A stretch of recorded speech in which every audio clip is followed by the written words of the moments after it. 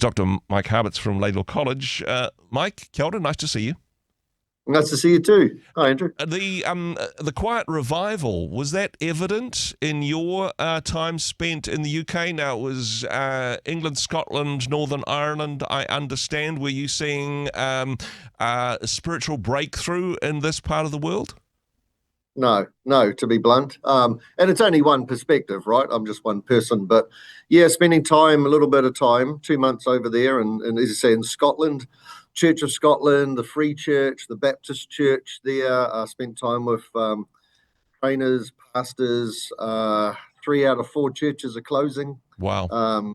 The property, because churches are property rich, the property's being sold. I mean, you'll never buy that back, right? Because of inflation. I didn't see a lot of ideas. A lot of the responses from the church and training institutions was it's a worry, but nothing much else. Again, that's just one perspective. England, a mixed bag, but no. They talk about in the major urban centres, it is true.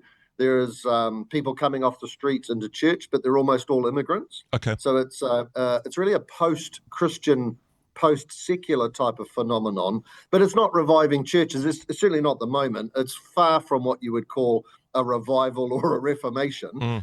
It is positive in those large urban centres. There are people coming. Yeah. The question I have for those church leaders is, okay, you've got some immigrants coming. What are you doing? Like, what's the discipleship? What's the follow-up? Is there a plan? And I wasn't hearing a great deal. Of course, Alpha, highly successful, is still, but is Alpha our only card in the deck? Is that it? And now there were signs in England of other churches doing, trying to do some creative things and reaching out to culture. One in particular was telling the parables of Jesus, retelling them in a public setting in clever ways. So not hiding the fact that it's Jesus, but not leading with Jesus of the Christian faith, but leading with spirituality, wise sayings. Here's a story people can resonate, and then drawing people in. I thought that was quite clever, but that was sporadic. And then Northern Ireland, I was only in Belfast. That's slightly different because culture and church are very tied, Catholic and Protestant. They're talking to a couple of ministers there. These are my words, but there's the veneer of a Christian culture, but it's a long way from healthy, growing, thriving churches. So it was a little bit depressing, to be fair. Which caused me to reflect on New Zealand, of course. Yeah, and hey, is part of the problem here that actually Christianity's been around so long in the United Kingdom that it's been an export commodity, along with colonialism, some would say, for many, many years, that for most people in New Zealand, apart from perhaps recent immigrants, they know what the church is. It's that old building down the road that nobody goes to, and to quote Nicky Gumbel, you mentioned the Alpha course beforehand, that it's boring, irrelevant and untrue, and not something that lights their proverbial candle. Is that the real problem here? That it's old models and old methods, and there's nothing fresh in the mix.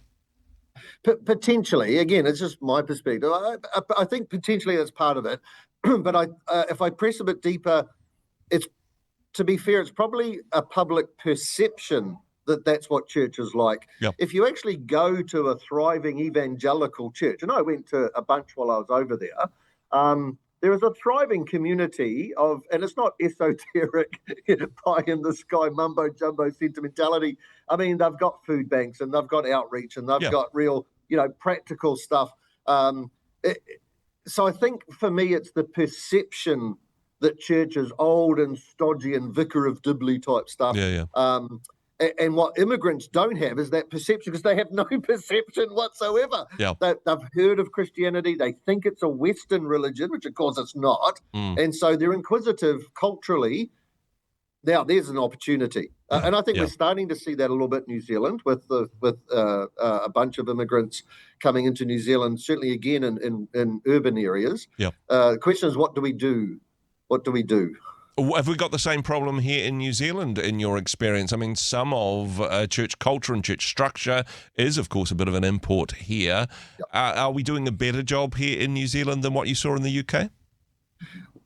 Where I think I'm really positive is that New Zealand's pragmatic nature, right from the start, built into us, can be a draw card.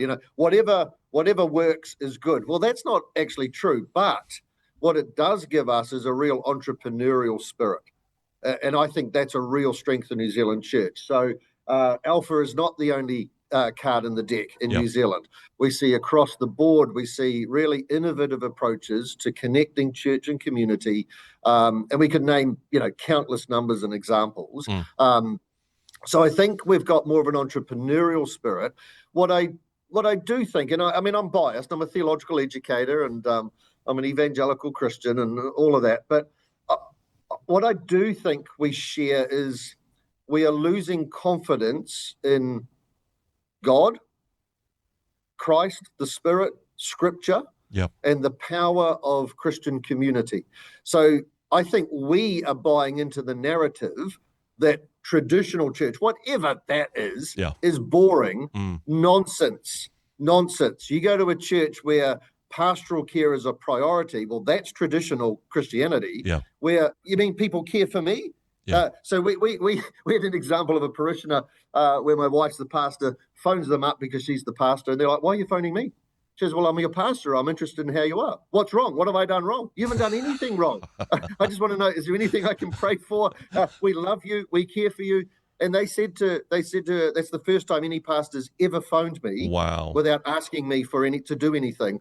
And it's like, so I don't think we have done traditional church traditionally. And I think if we went back to pastoral care, preaching the scriptures, loving one another, caring for our neighbor, being Christ-like, that is the most traditional and revolutionary thing we could do.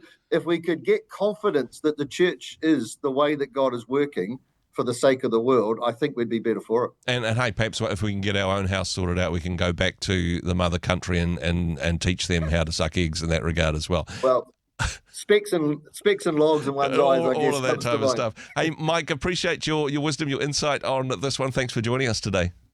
Thank you. Hey, thanks very much for joining us in the Rhema studio. Thanks very much for watching the interview.